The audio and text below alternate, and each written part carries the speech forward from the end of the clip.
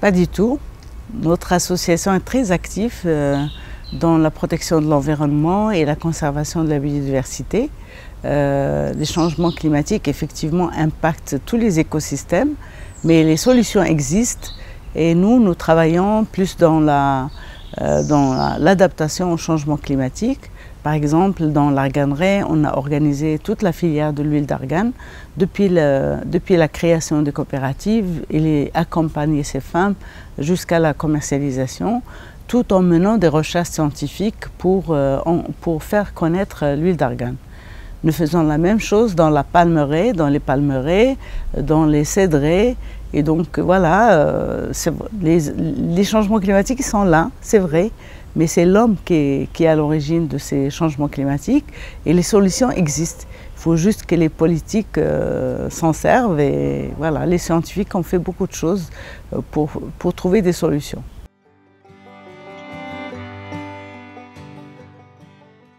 Alors effectivement, malgré le rôle socio-économique et environnemental qui sont très importants de l'arganerie, les changements climatiques affectent beaucoup l'arganerie. Écoutez, récemment il n'y a pas plu, donc il y a moins de fruits. Mais il n'y a pas que les changements climatiques qui l'impactent, hein. Il y a aussi le travail de l'homme, l'urbanisation, il y a le surpâturage, il y a beaucoup de facteurs qui impactent la production de fruits de l'arganerie.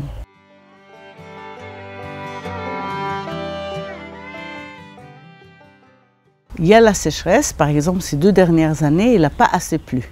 Malgré que l'arganier est très résistant à la sécheresse, il faut quand même un petit peu, quelques millimètres de pluie pour que ça reprenne et pour qu'il produise. Mais ce qui a affecté aussi le plus la cherté de l'huile d'argan, c'est encore une fois l'homme. Vu que c'était pendant la pandémie, pratiquement toutes les coopératives ne pouvaient pas sortir, ils n'avaient pas les moyens non plus. Et il y a des industriels qui se sont emparés de fruits, qui ont acheté tous les fruits qui existent. Et donc après, ils les ont spéculés, au lieu de les ont achetés à prix très réduit, et ils les vendaient jusqu'à 12 dirhams 50, la matière première. Ils ont pris le monopole. Et donc ils ont pris le monopole, et il y a plusieurs coopératives qui ont mis la clé sous le paillasson, parce qu'ils n'avaient plus les moyens d'acheter les fruits. Donc voilà, c'est toujours la même chose, hein, il y a toujours l'homme qui est derrière.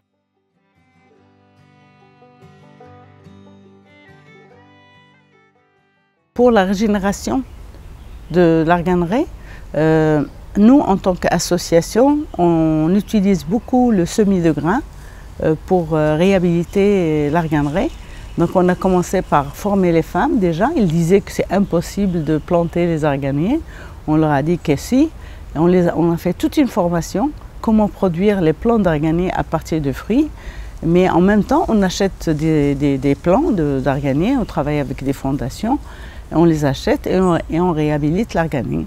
On a planté, bon, on n'a pas fait beaucoup d'hectares, on a quelques centaines d'hectares dans le Souss, mais enfin, pour 2023, on a l'intention de planter aussi 10 000 arbres à Essaouira.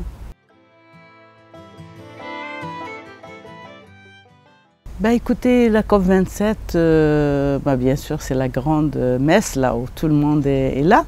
Alors, il se trouve que ce sont plus les pays développés qui émettent plus de gaz à effet de serre. Et le Maroc, comme tous les autres pays africains, d'ailleurs toute l'Afrique, ils n'émettent que 4% de l'ensemble des gaz à effet de serre. Donc, ils sont plus impactés par ce que font les pays du Nord. Donc on s'attend beaucoup à ce qu'il y ait des financements.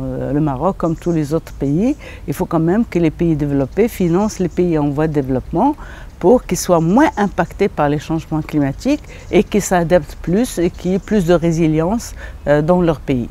Moi personnellement, c'est à ça que je m'attends et je pense que tous les pays africains sont en train de faire des programmes pour qu'il y ait des financements pour s'adapter au changement climatique. Déjà, toutes leurs promesses n'ont pas tenu, donc j'espère que cette fois-ci, les pays du Nord et surtout les pays développés vont tenir leurs promesses et financer des projets. donc plus de moyens.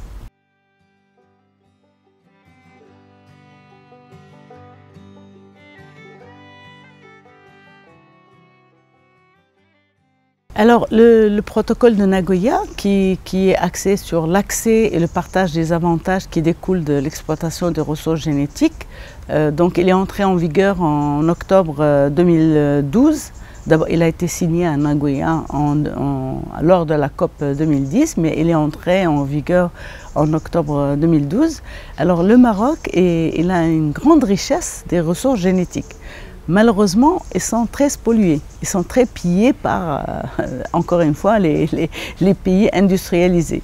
Donc il n'y a aucun retour, si vous voulez, pour les communautés locales et les gens qui ont ces ressources-là. Et donc j'espère maintenant que le Maroc a ratifié et que les instruments de ratification sont partis au mois de juillet dernier, au mois d'avril dernier.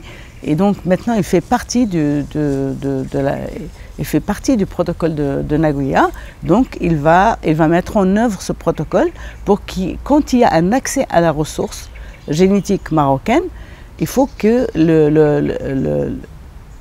celui qui va prendre la ressource signe un consentement préalable en connaissance de cause avec les gens, avec les communautés locales, et dès qu'il y a une valorisation de cette ressource, il faut qu'à la fin, ils partagent les avantages avec les locaux.